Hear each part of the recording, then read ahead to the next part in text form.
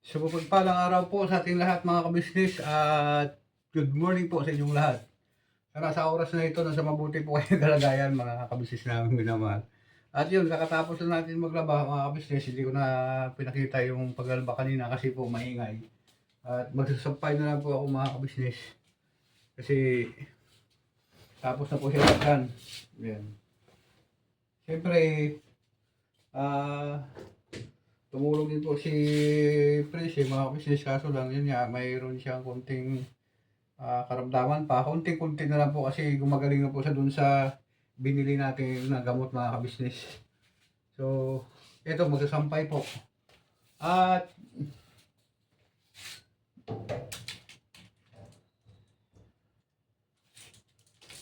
ganyan po yan, tabi-tabi natin. Pagkatapos po nito mga kabisnes, sa pag sasampay ko po nito, alis po ako kasi babiyahe po ako kasi kahit paano po makakuha na pong panggastos mga business. Yan kasi kailangan po eh.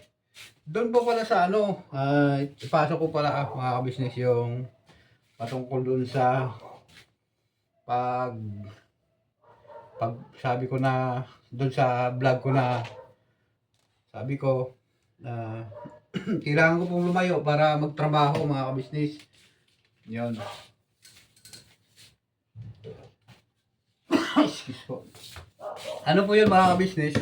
Yun nga ang sabi ko na papaalam kay kuya na ako magtrabaho kasi medyo may kalaitan po yung ano, yung salary o kaya sahod po mga kabisnes. Kung ano po yun mga kabisnes, kung papalarin po tayo na mag out of town. Tapos kung halimbawa po na umalis, makaalis po ako, kung papayag po si kuya mga kabisnes, kaya nga yun nga sabi ko nga prepared lang po yon mga kabisnes na ako aalis sa dito sa bansa natin. Ibig sabihin lalabas ako ng ibang bansa o ganun ganun. Pero malabo po siguro yung mga business, kumbaga ano yun, sa naisip ko lang siguro kasi marami pong mga kasamahan ko nga dito sa Tuda na nag-aalok sa akin na pupunta sa ibang bansa. Pero kung sabihin po na ako po aalis sa ka-business official, ay malabo po yun mga ka-business ang sinasabi nyo. Sa akin lang naman po yun, yung sinasabi ko na yun, kung papayag si kuya na ganun, na diba, kung magpapaalam ako. Depende din siguro, kaya nga sabi ko po dun sa ano ko, prepared ba? O para prepared, kung sakali naman, kung sakali na ganun nga ang mangyari na makakapagtrabaho sa ibang lugar mga ka-business, at least alam niyo na po na nakapagpauna na po ako ng vlog mga ka-business. Pero sinasabi na aalis po ako sa ka-business official, ay hindi po mga ka-business. Kahit saan po ako siguro magpunta, kung ano, iniisip ko din naman po yun mga ka-business kasi siyempre, yun na nga, nandun, nandun na ngayon lahat. Yung pagtulong ni kuya, lahat-lahat, ni ate, yung family ka-business. Siyempre, isipin ko rin po yun mga ka-business, yung mga ano, mga ganung bagay na hindi naman siguro basta-basta na ganun-ganun na lang po na tatalikod tayo sa ka-business official, ano. At yun, pinag-iisipan po yun. Kaya sa akin po, nung nasabi ko ng ganun, kung ah talagang palari na matuloy sa ano po, mag out of town. Kaso lang siguro, siyempre naisip ko rin po yun na mahirapan ako dahil hindi naman tayo nakatapos ng pag-aaral mga business eh. Di ba? Kaya yun sa ano, sa mga nag-aakala na aalis ako sa pamilya ka-business, malabo po yun mga ka-business. Kasi mayroon pong nakakarating sa akin na ako daw nagpapaalam na sa ka-business family. At yun siguro sa mga nanonood na hindi tinatapos yung video, tapusin nyo po mga ka-business para malaman ninyo na yung katotohanan. Marami po kasi ding nanonood na sa bungad lang nanonood, hindi na natapos yung vlog natin, kaya medyo hindi po sila ganun kaano sa informasyon ng pagbablog mga ka-business. Kaya pasensya na po kayo mga ka-business ha. At ano, doon sa ganun na vlog ko. Kasi yung sa akin po kasi talaga totoo po yung mga ka-business na medyo talagang ano na naisip ko yun na mag ibang bansa mga ka-business. Pero siyempre dahil sa pabigla-bigla ng mga pag-iisip na gano'n na bagay, siguro malabo na rin siguro yung mga business kasi may edad na eh. Tapos lagpas-lagpas na ako sa panahon. Kaya siguro na-encourage din ako doon sa mga kasamahan ko na mga datihan na sila na nag-abroad. Tapos kahit may edad sila nakapag-abroad, gano'n po mga business. Pero ano, ang impormasyon po na nakarating sa akin, ako daw po ay nagpapaalam na sa ka-business official. Ay, hindi po mga ka-business. Saka malabo yun na tatalikod ako kay kuya, kay ate, sa pamilya ka-business. Kahit na po ako pala absent o anong bagay, hindi po ako noon, ang ugali ko hindi po noon kaysa ngayon po mga ka-business. Kasi ang sa akin po kasi ngayon mga ka-business, mayroon po akong inasikaso na para sa akin, para sa pamilya ko rin po dahil dun sa mga beneficiary na inaasikaso ko. Ayun, tulad po dun ng is-is. Tatapusin ko po yung pag-asikaso dun sa is-is ko kasi ah, malaki na rin po yung naihulog ko sa is-is ko po mga ka-business. Kaya inaano ko po yun, yun. Kaya dun sa mga iba po ko pang benepisyo, yun. Inaasikaso ko po talaga ngayon mga ka-business. Kaya pasensya na po kayo. At medyo, yun nga, hindi ako nakakapasok sa kanila ni kuya, ni ate, sa ka-business official kasi medyo may anisikaso din po. Kaya, pasensya na po kayo mga ka-business na dun sa, ano, sa akin nung pagbablog ko ng ganun. Dahil, yun nga, na siguro na-interpret lang po yung, ah, ako, pag, ano, mali lang siguro yung pag-deliver ko po ng salita pero hindi po ako alis mga ka-business. Kumbaga sa akin yun, kung mapanood niyo ulit, tingnan niyo po ulit doon. Sabi ko doon, prepared lang, prepared yun. Ayun ako ng mga business. At salamat sa ano, sa inyong pag-unawa at sana maintindihan niyo po ako. Kasi alam niyo naman po, kuya yung tamulag, medyo talagang ano. So, yun nga po no, pagkatapos natin sampay dito mga business, alis ako kasi babiyahe po ako.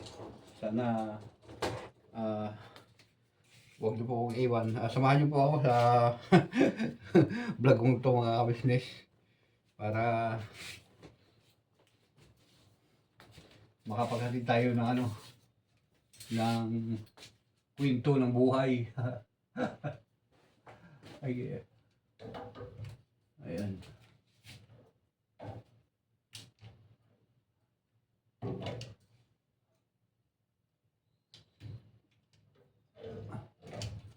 Ito po kasi mga business naglalaba po ako kasi hindi muna natin pwede na medyo kaperso si Tracy kasi yun nga po medyo may karamdaman po siya mga business at sa awa nga ng Panginoon magaling na po siya, hindi na siya masyadong iniinda yung kanyang karamdaman.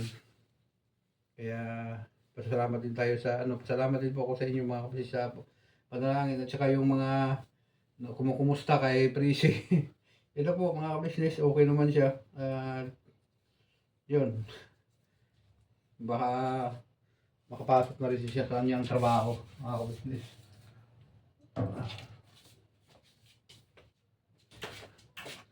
At yun, malapit na rin tayo matapos. So,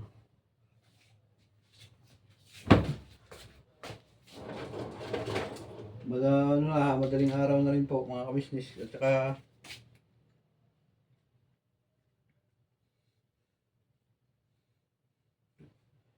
babiyahe po ako mga business para mayroon po ano, kunting pang ano, pang ulam-ulam. Tsaka pupunta po kasi ng tatay mga business ngayon. Hindi ko po alam kung ano nangyari tatay. Yun.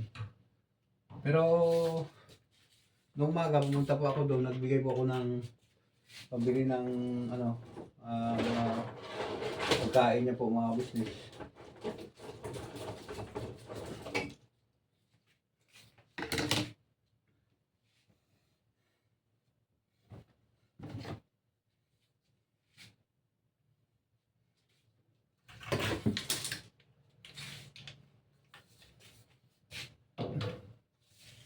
So, ayun nga po no, sa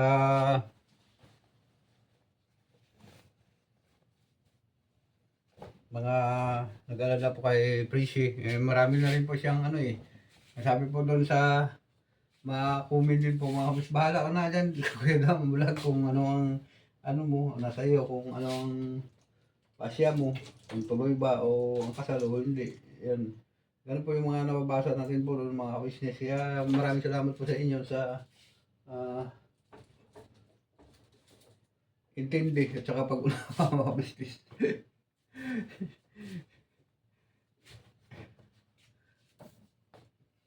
Yan.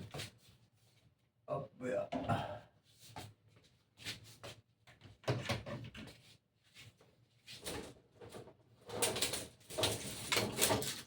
So doon sa ano sa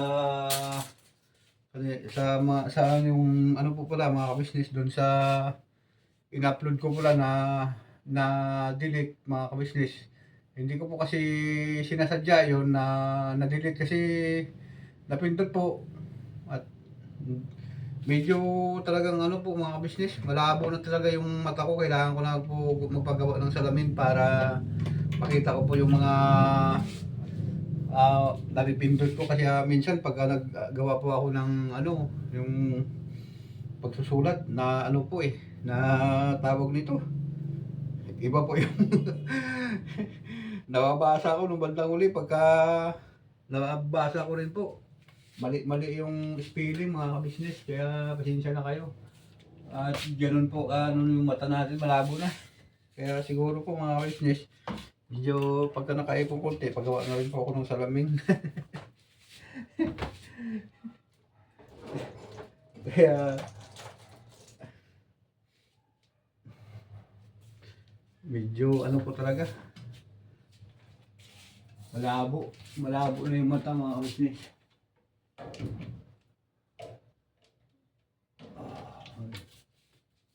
Yun, marami ko tayong sinampay.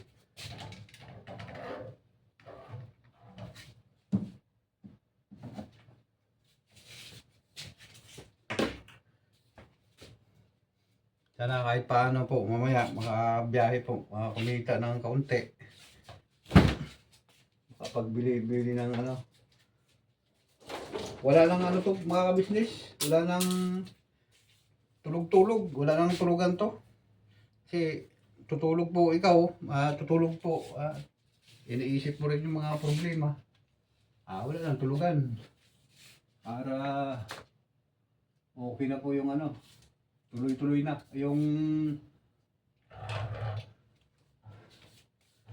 yung gabi po, umaga pa rin, yung umaga gabi. yung umaga, yung gabi, umaga pa rin po mga business. Walang choice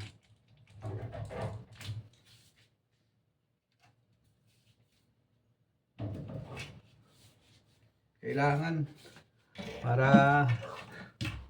mabuhay ng ano, at least wala pong maging ano, problema sa mga paligid natin na nakakahiya po kasi na manghingi po mga business.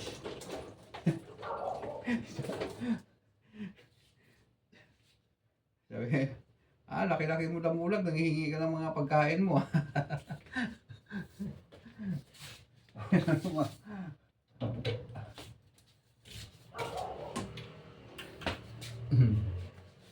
Naglaba po siya ako mga business kasi wala nang masuot. At para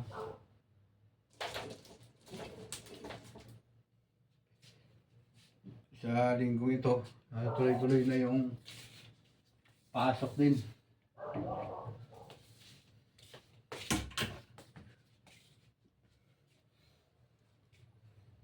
Martes, yun ang akin naman pag-ibig o ano yung lalakarin ko po mga kabisnes para mabuo na yung mga benepisyo ko. Kasi lahat po yung mga kabisnes, nahulugan ko po yun eh. Yung time na ano po. So, ngayon lang po ako nagkakaroon ng ano, ng sipag sa pag-asikaso kasi medyo nagising yung kamalayan po natin tungkol po dyan sa mga ganung bagay mga kabisnes. Kasi matagal na rin po yung ano, sabi ni Kuya na ayusin yung ano, is po. Para ano, sabihin na lang po daw sa kanila kung ano ang ano, gastusin at magbibigay po sila mga business. Si Kuya. Siyempre, hindi naman po pwede na iba po yung mag-asikaso niya mga business. Kumbaga, siyempre support po sila ng sa ganung bagay mga business na sige, lakarin mo yan para kung anong problema mo, panggastos mo, punta ka lang sa akin at bibigyan kita. Siyempre magsasabi po mga business, pero kaya naman po yung mga business kasi pag sarili po yun eh. Siyempre, lahat-lahat kami doon kumakain kay Kuya, kay Ate, mga kapatid yung kagwang. Kaya hindi naman po pwede na ano, na pupunta ka doon, papasok ka, hindi ka kakain. Magalit yun si Kuya. Hindi bali na mauna kakain.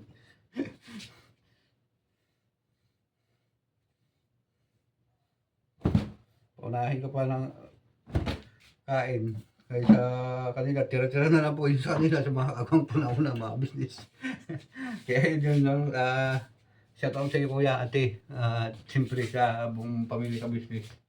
Siyempre, sobrang proud ako sa inyo mga Kuya, Ate.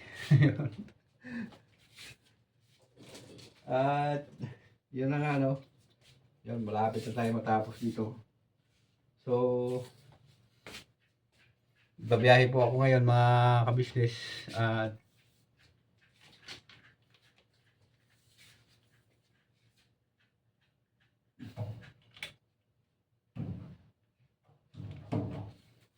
diretso po pasok sa kabisnes house ngayon. Yun.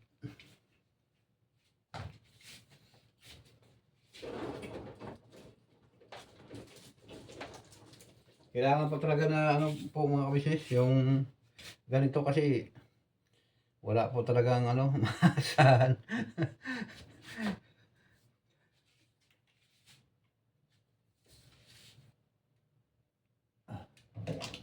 Ayun.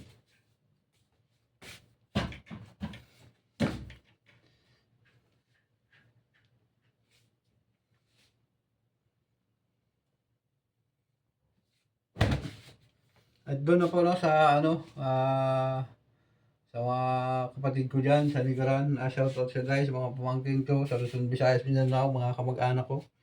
You know? At syempre sa mga kabisnes natin minamahal dyan sa over the world yun. Ma'am Tilma Payupay, shoutout sa iyo. Jocelyn Torres, Ma'am Jocelyn Torres, shoutout sa iyo. At syempre sa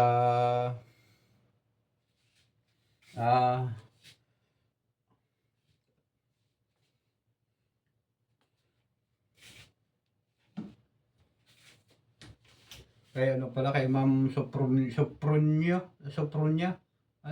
ba yun? Atensa. Ayun, shoutout sa iyo Ma'am sa pag-alala niyo po sa kay Tatay. Sopronia, ayun, Atensa. Ayun. Sana po sa mga kabisnes kung saan man kayo ngayon ay ingat po kayo at siyempre huwag po tayong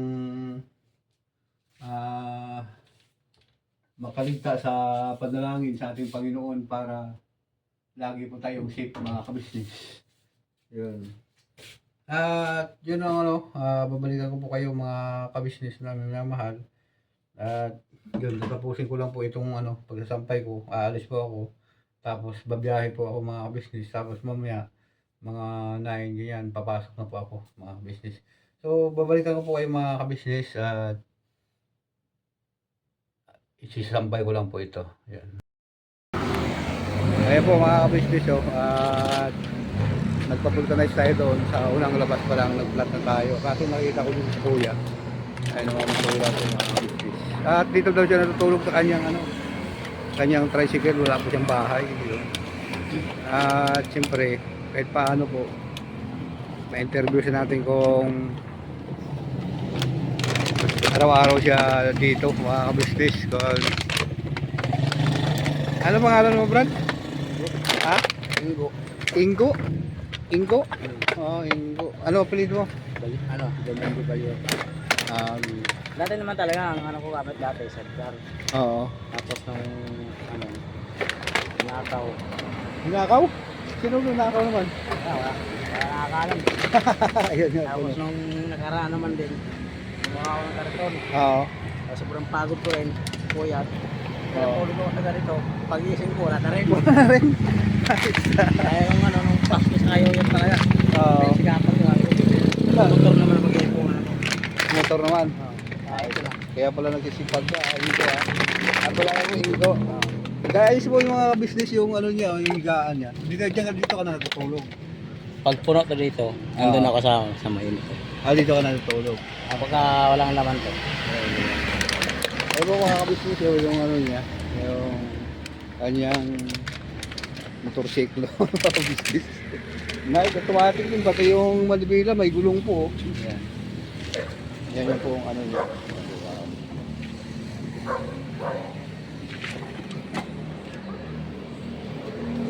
So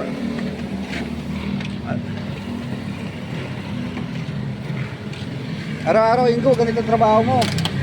Oo. Wala ka bang pamilya dito? Meron tayo. May mga anak ako dyan na Indian. May mga anak ka? Ano probinsya mo? Bula ko. Ha? Bula. Cebuano day ka? Asa ka David Bohol? Sa ano, Kabay. Doon. Oo. Yung ano, kaya marami nung ano sa kaso iniipon mo muna. Ini Ano, graduation. iniipon mo muna yung mga ano mo, Oo. mga Ang pangalan ko. Pag-graduate. ilan bang anak mo ngayon? Ano, dalawang babae, isang lalaki. Kaya naman pala ano no, business. Kaya yun po no mga business. Medyo maano lang kasi yung tugtog pero ay pwede kita ka no, halimbawa may cellphone number ka ba? Ako kasi. Ha? Puro daw yun. Kung ano lang, kung masabi sa bahay na ako talaga. Marami na akong gamit. Ganun. Hindi mong kaldero yun, nanakaw eh. Ganun?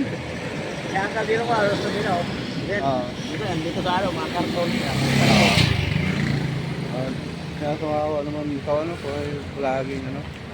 Ayun nga po ng mga business, hindi na siya natin masyadong matutukan sa camera kasi nakahubad po siya mga ka-business. Tsaka may may tugtog din po masyado. So paano Ingo pagka halimbawa na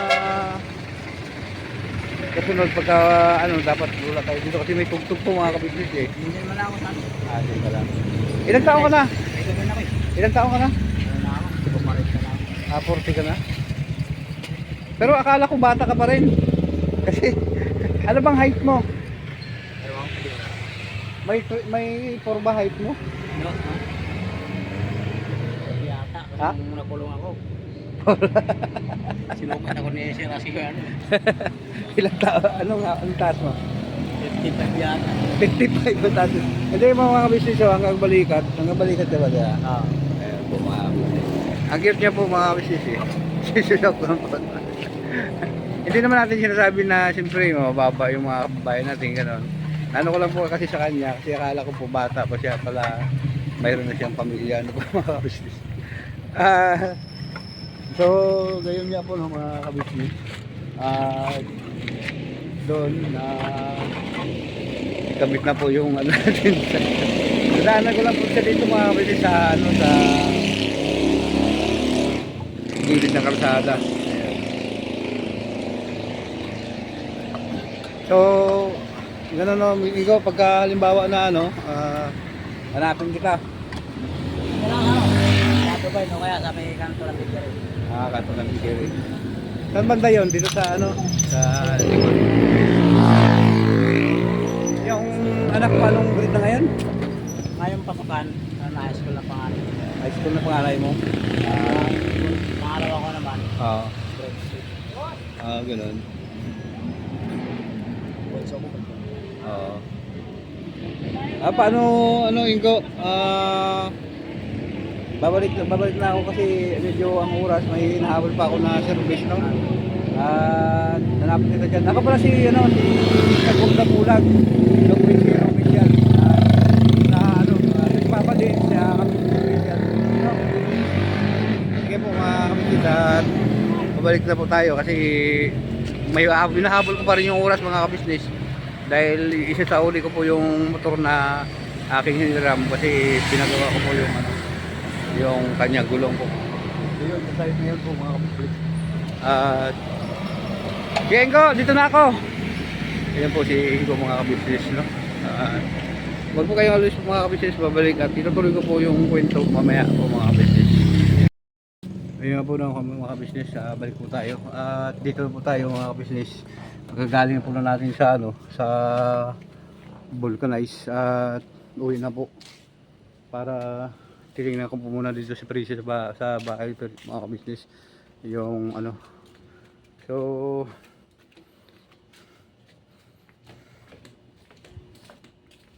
kung gising pa po si mga kabisnes si kanina, ayun.